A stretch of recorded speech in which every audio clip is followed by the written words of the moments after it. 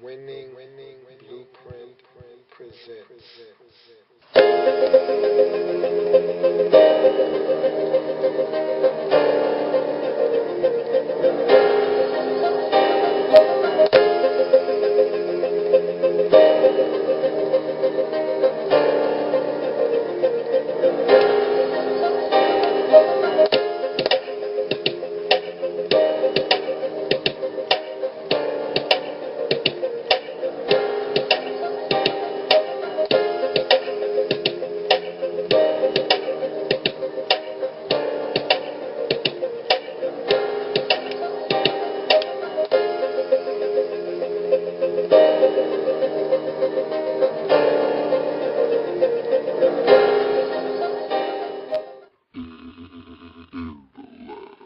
Draft Zone. Welcome to the Draft Zone. I'm your host, Lou. Thank you for joining me. This is the 2013 NFL Draft Wrap-Up Series. And what we aim to do here is break down the 2013 NFL Draft of every single team in the National Football League. One by one, we'll take each and every single team and each and every single pick made by that team, break them down, give them a grade using our baseball grading scale as we always do here in the lab room and in the Draft Zone. Single, double, triple, home run. There are no strikeouts this time around in the draft wrap-up series, as we can't tell if these players are going to be bust or not, and we cannot tell if a team reached for a player or not. Look, if it's your guy, it's your guy. Get your guy when you have to get your guy. Some teams feel like, hey, I have to draft this player right now, and it could be in the second round. Another team might have that same player projected to go into the fourth round. So you can never tell if a team reached for a player or not. And so there will be no strikeouts here in this draft wrap-up series. But today we'll be talking about the Indianapolis Colts. And so we'll look at the Colts draft, break down all 7 of their selections, give each and every single one of those picks a grade. And we can't just look at the player itself and give them a grade. We have to take into consideration how the pick was made, where it was made, and how will these players impact the Indianapolis Colts team in the 2013 season and possibly moving forward. And so we'll give each and every single pick a grade, get an aggregate score for the Indianapolis Colts draft as a whole, and then we'll move on from there. So without any further ado, let's get to the draft board. I have the draft board right behind me.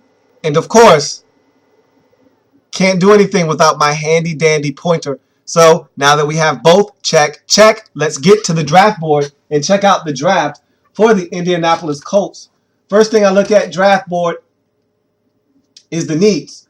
And I look at the running back position for the Colts. The Colts have a plethora of running backs in their backfield. They have Donald Brown, a guy that really stepped up for them last year. And I thought they got really great value out of him was Vic Ballard. He was a really good piece and a cog in that Colts offensive machine last year. And so they got a really good rookie performance out of Vic Ballard last year, but they lack burst, speed. They lack a home run threat out of that backfield, and that's why the running back position is on this list. Look at offensive line. Andrew Luck was under siege too many times last season. A lot of times not even coming from the outsides, but more so inside. And so I think a guard wouldn't hurt you here if you're the Colts. Colts made some moves in the offseason to kind of fortify that offensive line. And so Gosser Cherilus is going to be added to the mix in Indy. They also went and got Thomas from the New England Patriots. So offensive line starting to be addressed, and they're looking to make sure that they protect their investment in Andrew Luck. Wouldn't hurt to get another offensive lineman via this draft to kind of give you some more depth along that offensive line. Defensive line, look, anytime you're making a switch from a 4-3 to a 3-4 defense, which the Colts did a season ago, first year under a new head coach or second year head coach, Chuck Pagano, you're looking to make that switch and you want to make it cleanly. Last year you had some struggles defensively, especially stopping the run, because your defense was a little light in the pants. Now you want to continue to make that conversion cleanly, so you need to get the athletes, the big bodies up front. Defensive line, hence, is on this list. Get some bigger bodies to help man up the front of that 3-4 defense to help you stop the run better. and then those pass rushers can start getting to the quarterback. Also, safety for me, Tom Zbikowski came over from Baltimore with head coach Chuck Pagano. Don't think that really worked out the way that Pagano intended it to, and so I think you need another safety opposite a guy like Anton Bethea. So it'd be nice to get another safety in here that can help you bridge that gap and get that back half of the defense kind of where you want it to be. So with that said, let's look at the draft board. Round, pick, players, position, school. We start in the first round, 24th overall selection, defensive end out of Florida State, Bjoern Werner. Wow. When this pick was made, and I thought easily that this pick was going to be a guy out of UCLA that I thought would fit perfectly. He's the quintessential 5 technique in this league. And I said, oh, man, the Colts are lucky. He's sitting right there. They're going to take Dayton Jones, the defensive end out of UCLA. It's a match made in heaven. And I just totally missed. I whiffed. Bjoern Werner comes off the board at 24, and I'm thinking to myself, okay, that's an interesting pick, to say the least, because I always envisioned Bjoern Werner being a 4-3 defensive end. I just never saw him being a guy that wasn't with his hand in the ground and was standing up in a 3-4 defense at outside linebacker. I just never envisioned that happening. Never. And so when the pick was made, I had one of those head-scratching moments. Huh? But the more I look at the pick and the more I overanalyze it, sometimes you got to overanalyze things. It's not just good enough to analyze it. Sometimes you got to delve a little deeper. And I did that. And I looked at the pick, and initially it baffled me. Honestly, I'm not going to lie to you. I was baffled. I looked at the pick, and I did not understand it. And so I looked at it for a while, and then I realized we're talking about Chuck P here. Coach Chuck P. And he knows what he's doing, okay? If there's nothing else he knows, it's defense. And so he knows when a guy can fit into his scheme and when he can't. And much like another guy that he drafted or was part of the process of drafting in Baltimore that ended up fitting in really well outside, that was a guy that had his hand in the ground in college, and Paul Kruger, Bjoern Werner probably can make this transition and very smoothly, a lot more seamlessly than I believe and many others around the league believe he can. And so I'm willing to give it a shot. If Chuck P is willing to make the selection, then I'm willing to give it a shot because I trust Chuck P. If nothing else, head coach Chuck Pagano has my trust on the defensive side of the football. Okay? If nothing else. And so if he tells me Bjoern Werner can play in his 3-4 defensive scheme and excel at it, then I have to listen to Chuck P. So at first, I'm not going to lie, wasn't a fan of this pick. Thought Dayton Jones was sitting right there for you. A big, powerful, strong man at the defensive end position, 5 technique. Helps you get pressure on the quarterback. And was going to be a straight-up wall in the run game. Just a brick wall. You weren't going to be able to move him. But you opted to go with Bjoern Werner. And you know what? And looking at the pick, I don't have a problem with it. Initially, I did. Now I don't. Because I believe in head coach Chuck P. And so this pick turned into a triple for me. Because look, Bjoern Werner, the player, let's forget about the pick itself.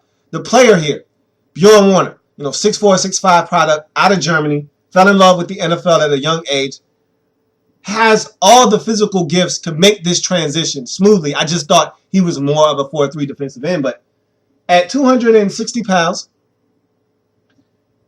I think a lot of people were turned away by that 4.8 40. They thought this guy was a little bit more explosive than what he was. But what he does is he does a great job of timing up the snap so he gets off the ball quicker. So that lack of explosion, or the explosion that you perceived him to have on tape, is still real. It's still there because he's getting off the ball quickly. So it acts as if he's got explosion, even though it's 4.8 40 here. But Again, for defensive ends, and in his case, an outside linebacker, I'm not really too big on 40 times. How often is a guy like Bjoern Werner going to have to run 40 yards down the field? Not often. Maybe here and there, but there isn't too many times. That's why explosion matters to me.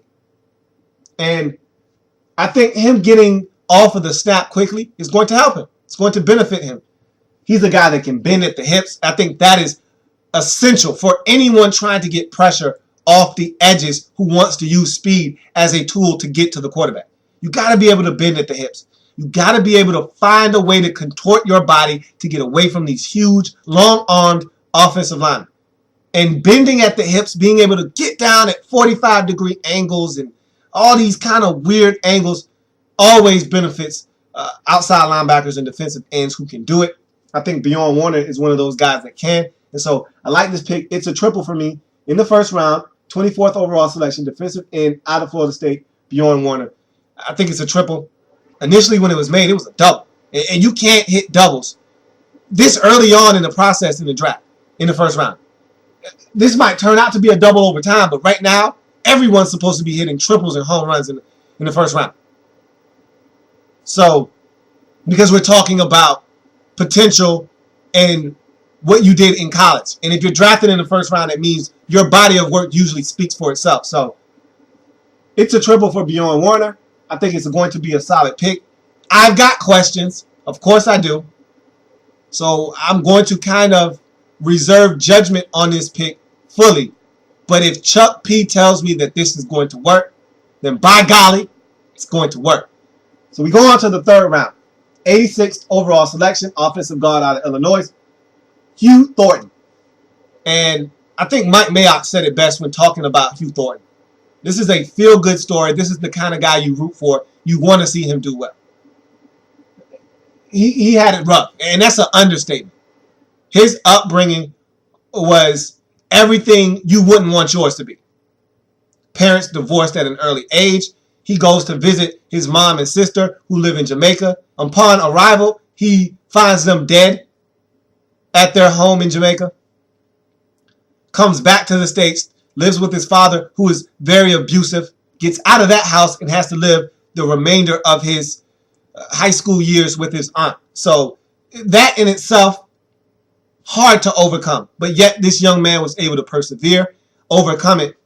Had some off the field issues, as you would expect a guy to after having so much traumatic situations happen in his life. But he was able to weather that storm as well. Hopefully he can continue to fight those demons off the field. But he was a consistent player at Illinois.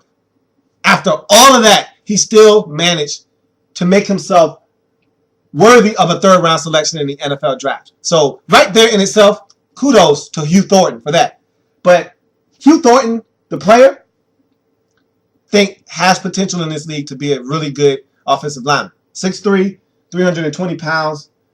This guy is extremely strong. Strong hands, can anchor, just needs to be a little bit quicker in everything that he does. Getting his hands up, ready to block, anchoring, moving his feet laterally.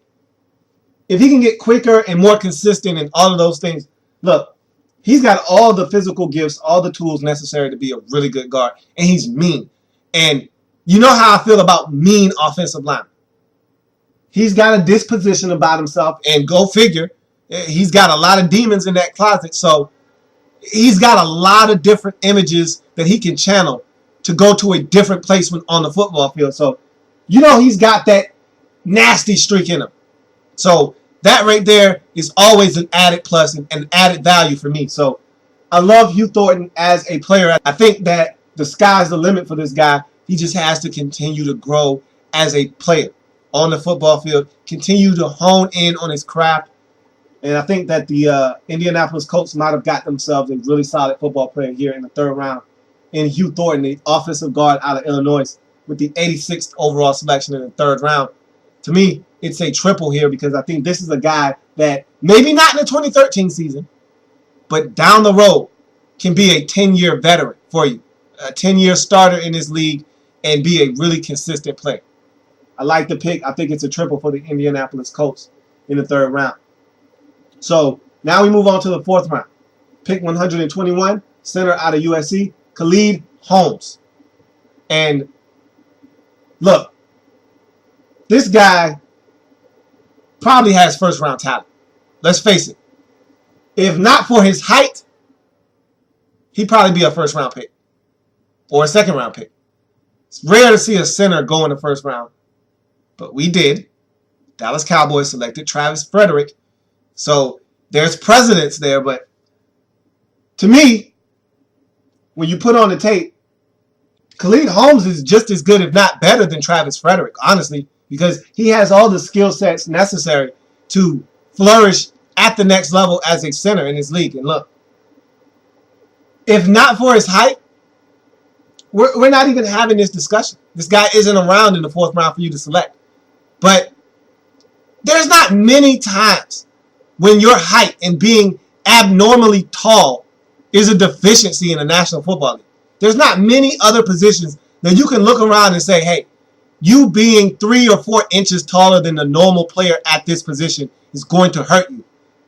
But at the center position, that's exactly what happened to Khaled Holmes. He's 6'3", and normally at the center position, NFL scouts and teams like their centers to be 5'11" or 6-foot plotters. Short, stumpy linemen who can anchor at the center position. And that's normally what NFL teams are looking for when they go out and get their center. But Khaled Holmes is the opposite of that.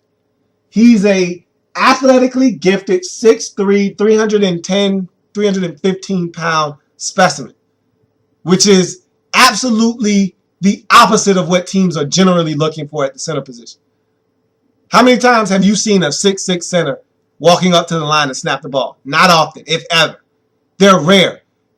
So a 6'3" guy, hard to imagine many teams having a guy that tall at the center position.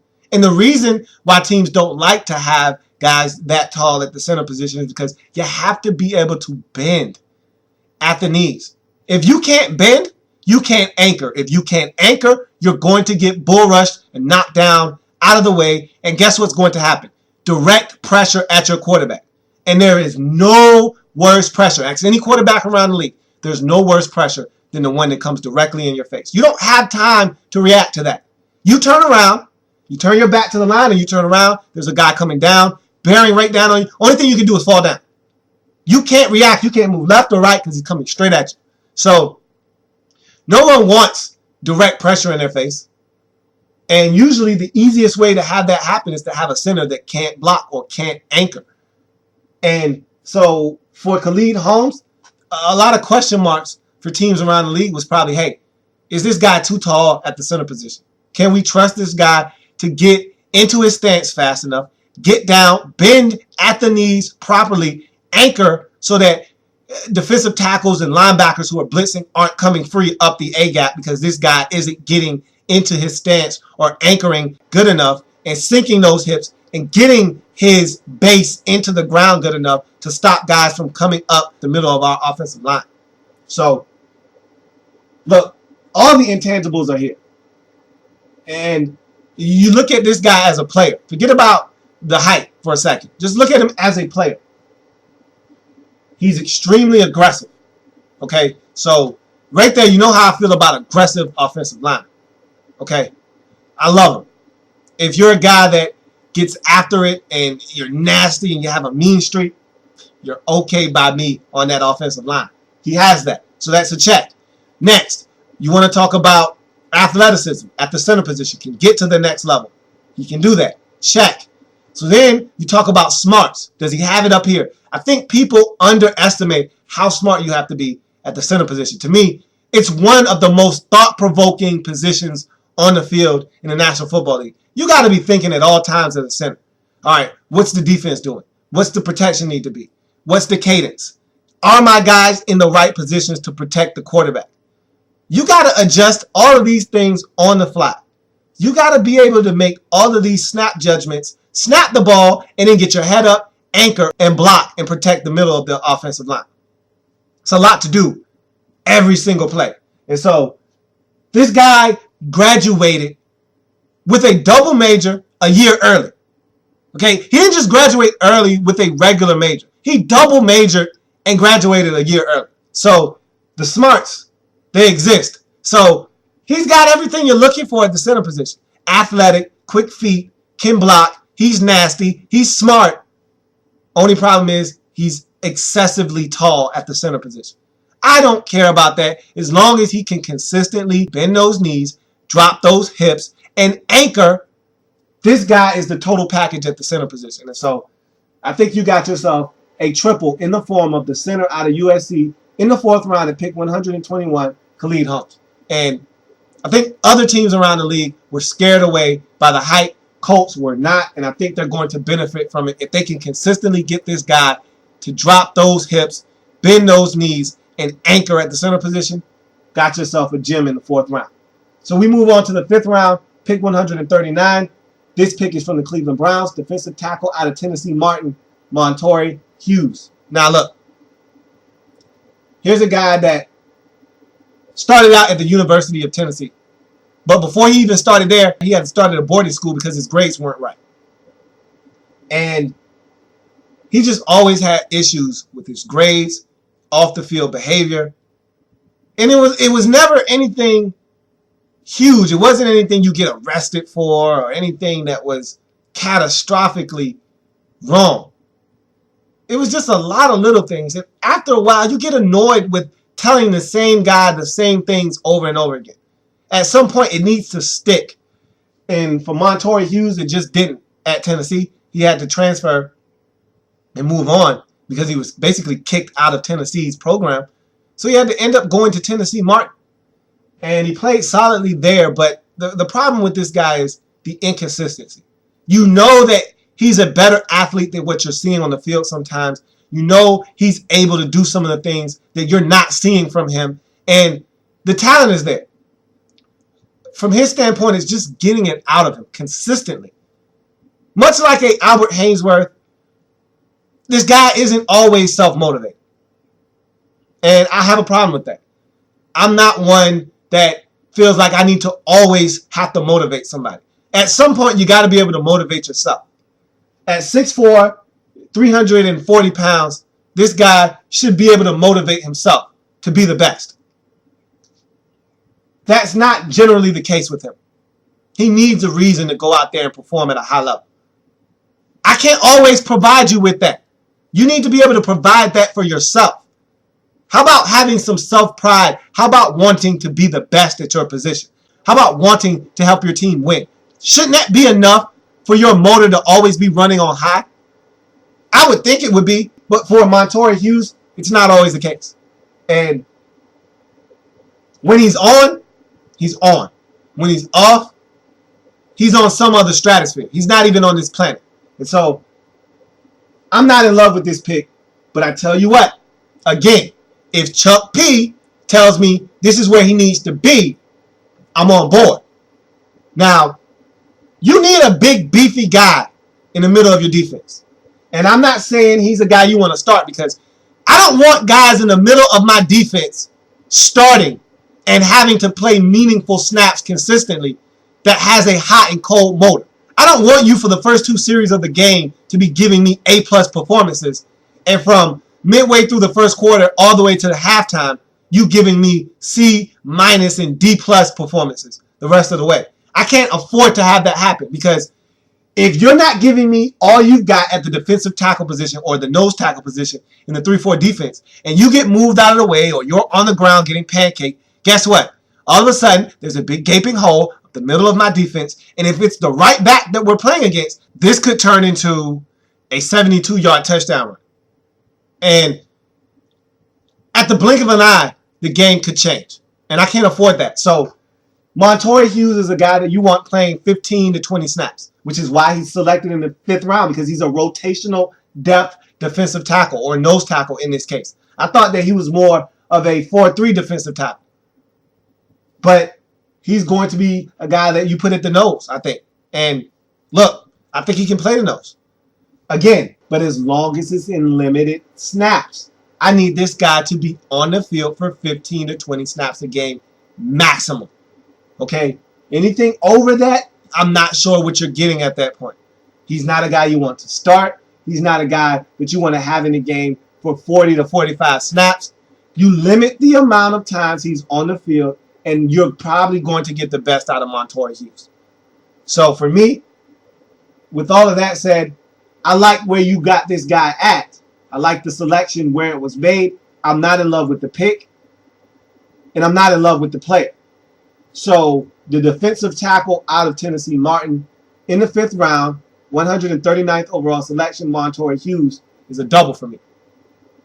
Just because of the hot and cold motor and the off-the-field issues as well. He's got some maturing to do, and he's got to give it everything he's got on every single time he's on the football field. So let's go to the needs board. Offensive lineman was drafted in the 3rd round, and Hugh Thornton. Offensive lineman was drafted in the 4th round in the form of Khaled Holmes. We also were able to get Montori Hughes in the 5th round at defensive tackle. So 2 needs have been met on this needs board to start out this draft. Now we get into the 6th round. Pick 192, safety out of Oregon, Bjoern Boyette. This is one of those type of picks that you spend a pick on a guy because you know what he's capable of. You're not sure if you're going to get what you think you're getting, but if you do, you'll be ecstatic because of where you got him and for what he can bring to the table. Bjoern Boyette is a hitter. He's physical. He's nasty. I like it. I like it a lot. I tell you what, he's what you call a boom type of guy, where you see him, you see a guy trying to extend for a pass, and then boom, here comes Bjoern Boyette smashing those ribs. Or you see a ball carrier, indecisive, looking to come up a hole, and boom, here comes Bjoern Boyette laying the lumber.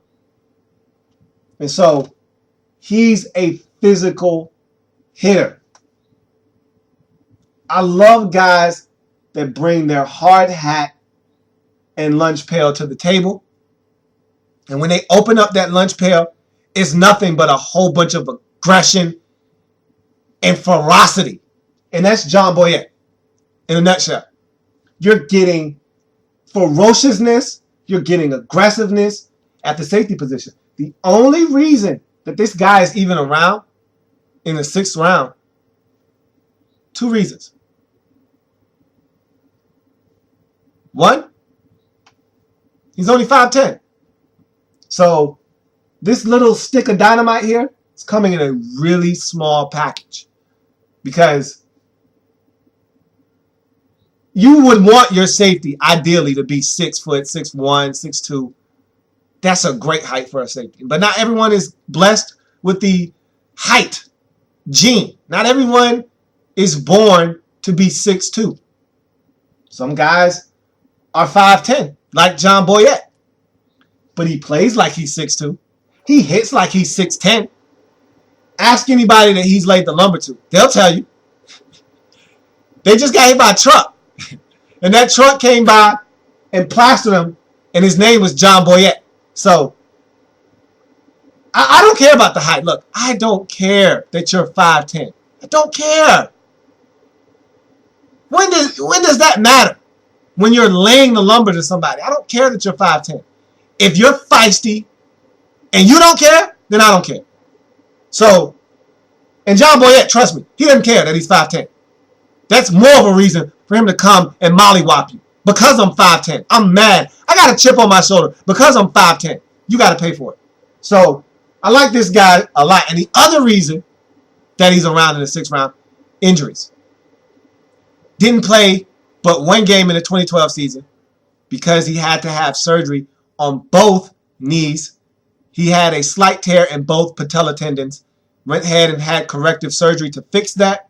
So he missed basically all of his senior year at Oregon. But the production is there.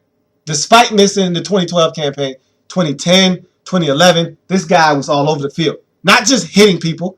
He also gets his hands on the football. He's a guy that makes plays. He's aggressive, very assertive, and also very instinctive. He sees it. He trusts his eyes. He goes after it. That's why in 2010, he had 3 interceptions. In 2011, he had 4 interceptions. And in the one game that he played in 2012, he had 1 interception. So he's a guy that's around the ball. He's got a nose for the football, so he can make plays on it. He's fine in space. He's a 4'6", 40 guy, so he can run. He can hit. He can catch. He's just got a small deficiency in height, and you got to worry about the injury history now. Will he come back the same player? That's what I spoke to at the beginning. Are you getting the same guy that was at Oregon really tearing up the Pac-12? Or is he going to come back a shell of himself after having surgery on both legs to repair the patella tendons on both knees? That's the question you got to ask yourself. But if you're getting the same guy that was wreaking havoc in the Pac-10, you've got a steal in the 6th round in John Boyette. Because he's in the long lineage and long line of successful safeties to come out of Oregon. We know about Jarius Byrd. You know about T.J. Ward. You know about Patrick Chung. These are all guys that recently came from the University of Oregon program to play in the National Football League and do it pretty successfully. Add John Boyette to the list. He's got that type of talent. The only issue is he's got to be able to stay healthy, and he's got to be able to channel some of that aggression. Sometimes you can be over-aggressive. We know that. But that's never a problem for me. Give me the guy that's hyper-aggressive. Give me that guy. I can get him to scale it back somewhat. I have an issue with the guy that's not aggressive enough. That's the guy that worries me. The guy that sees a play happening, doesn't trust his eyes, and just wants to make the safe play and make the tackle. Give me the guy that's going to go after the ball. He sees it unfolding, he starts reacting, and by the time the quarterback cuts it loose, he's already in position to make a play on the football. Give me that guy. Don't give me the guy that sees it happening, but is a little nervous and apprehensive about doing anything about it, stands back, lets the pass be completed, and then wants to go in and make a tackle. Don't give me that guy. Give me the guy that's over-aggressive. I'll take him any day. And that's John Boyette, 6th round, 192nd pick, safety out of Oregon. To me, it's a double only because of the injury medical. I got to see for myself with my own 2 eyes that he's back and that he's the same guy that at Oregon was a problem for opposing offenses in that secondary. I need to see that with my own 2 eyes before I can upgrade this. But without the injuries, he's easily a triple. But right now, it's a double for me with John Boyette. So we go to the 7th round. Pick 230, running back out of Utah State, Kerwin Williams. This was a necessary pick. Flat out, necessary pick for the Indianapolis Colts. Look, Mewelde Moore is cute. That's nice. That's great. Okay? No one's afraid of Mewelde Moore after he catches the football. No one. Donald Brown. That's nice. He's a little bit more athletic. If given enough space, he can outrun you to the end zone. But I'm not afraid of Donald Brown. I'm not afraid of his top-end speed. Kerwin Williams, on the other hand, you give this guy a crease, you give him a head of steam, probably not going to catch it. So that's the type of back you needed. He's not an every down back at 5'8". He's not a guy that you want to hand the football to on a consistent basis. He's not a guy like the running back you drafted last year in Vic Ballard that you could give the football to 20 times in a game. Not Kerwin Williams. That's not what you're trying to do. Don't ask Kerwin Williams. Don't ask him to do that. So what I'm looking for out of him, come in, be a change of pace guy. And I worry a little bit because, A, the size. He's not a great blocker in pass pro. So I kind of wonder if I can put him on the field on 3rd downs. I'm a little skeptical on that. If you're not great at pass pro, I'm a little nervous. And at 5'8", not overly, physical, I'm not sure if I trust him being on the field in pass pro. So that's a question mark there. B, not a shifty guy. He's not going to use a lot of different moves to make you miss. He needs space. You give him space, he can run. He's a straight line speed guy. He's not going to go this way and that away and this way and that away. He just wants to run straight. He's a guy that needs to build up to that 4.4 speed that he has. He's a 4.4 40 guy, so he's got speed. But he needs about 6 steps to get there. He's not a 0 to 60 like that guy. He's a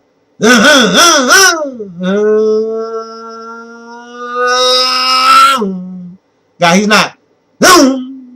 Nah, he's not one of those guys. So he's got to build up the speed, but I'll take my chances with that. He's better than any option in terms of speed you have on your roster at this moment. And so, from that standpoint, Kerwin Williams is fine by me. Also, doesn't have the best ball security when getting hit as soon as he gets the football in his hands. So, again, this is all speaking towards keeping this guy clean. Give him some room to operate, and he'll probably be someone that you'll find can be very beneficial for you.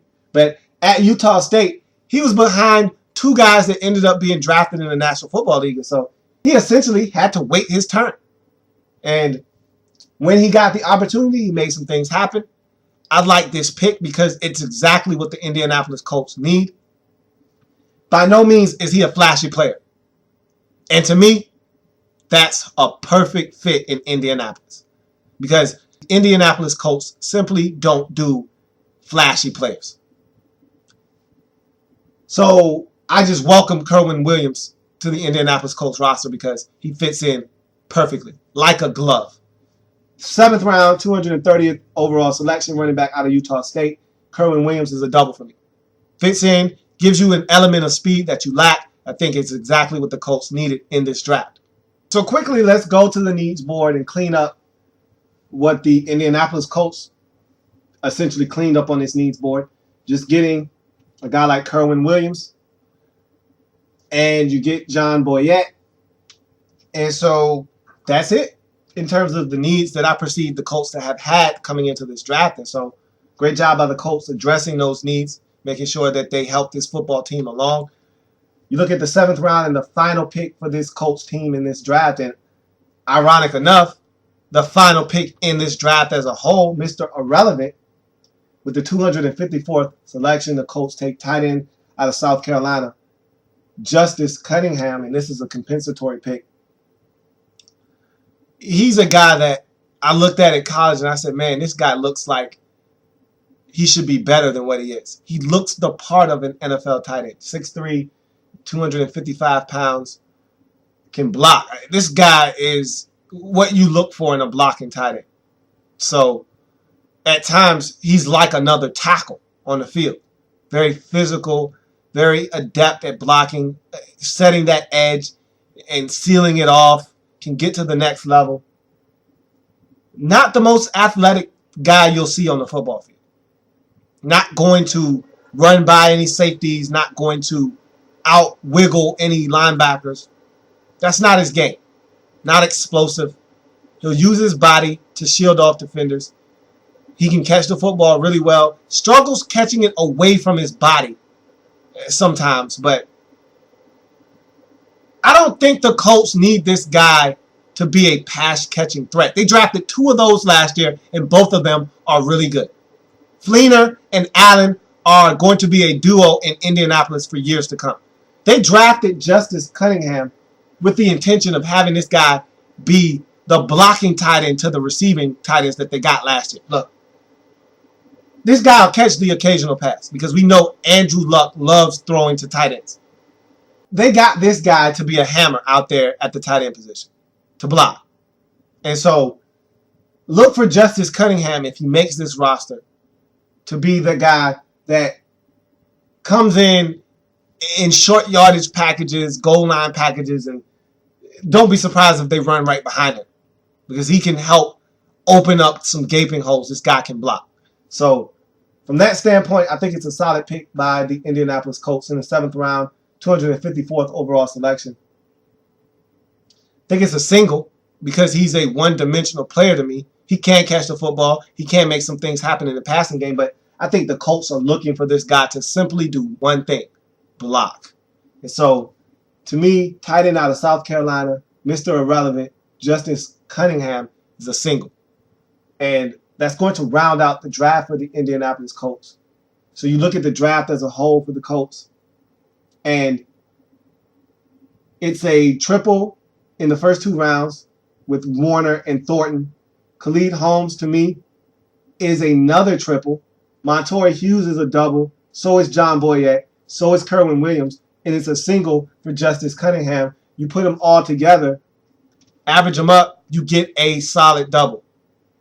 Was I enamored and thrilled with this draft? Nah, I really wasn't. Wasn't moved by this draft. But if you take this draft in conjunction with what the Colts did in the free agency period, I like the offseason for the Colts because I thought they had a tremendous free agency period. So this draft for me was okay at best because there's a lot of pieces that I thought were 4-3 pieces that you drafted to play in a 3-4 defense. But again, if head coach Chuck P tells me, let him be, it's going to work, I back off. So when I look at Bjoern Werner, and I've got questions, is he really a 3-4 outside linebacker? Chuck P says, hey, let it be. I call off the dogs. I look at Montori Hughes. I'm thinking this guy is a 4-3 defensive tackle, a guy that's going to play the 3 technique. Chuck P says, look, I got this guy as a nose tackle in my 3-4 defense. And yes, I'm going to get the most out of him. I back off. I let him be. So if Chuck P says it's going to work, then guess what? I have to give that man the space to operate because he's made a believer out of me. His time in Baltimore as a coordinator and what he was able to help the Indianapolis Colts do last year. And a lot of it was Bruce Arians, but a lot of it too was head coach Chuck Pagano as well. So I'm sold. Now, I got question marks all over this draft. And that's why, to me, I wasn't really enamored with it. Question mark with Bjoern Werner. Is he a 3-4 fit? Question with Hugh Thornton. Can you get this guy to consistently be that offensive guard that you know he can be? A lot of issues off the field mentally. A lot of things went on in his past. Can he overcome those demons and play consistent football? He has to this point. You need him to continue to do that. Khaled Holmes. Is he too tall to play center? Montori Hughes. Is he a guy that you can get the most out of in limited quantity? Because I don't think he's a guy you can start at this level. Consistently, can you get everything that he's got in the tank when he's on the field? And is he a 3-4 nose tackle opposed to being a 4-3 defensive tackle? John Boyette. Can he come back from the injury? Kerwin Williams. I just think he just needs to play his game. He's a speed guy. If he gets the space, he needs to make sure he gives the Colts what they're looking for, and that's speed, because you can't teach it. He has it. No other Colts running back does. He needs to utilize that. Justice Cunningham. Block. Simply put, your job is to block. And so I've got question marks all up and down this board, everywhere. But at the end of the day, it's a double for the Indianapolis Colts in this draft. It's a solid draft, I think, in conjunction, again, with their offseason moves and free agency. You can't really complain too much about this draft, but there are some question marks. I'll be anxious to see how these picks pan out and how the Indianapolis Colts and head coach Chuck Pagano have them pan out. But that's going to do it for the 2013 NFL Draft wrap-up of the Indianapolis Colts.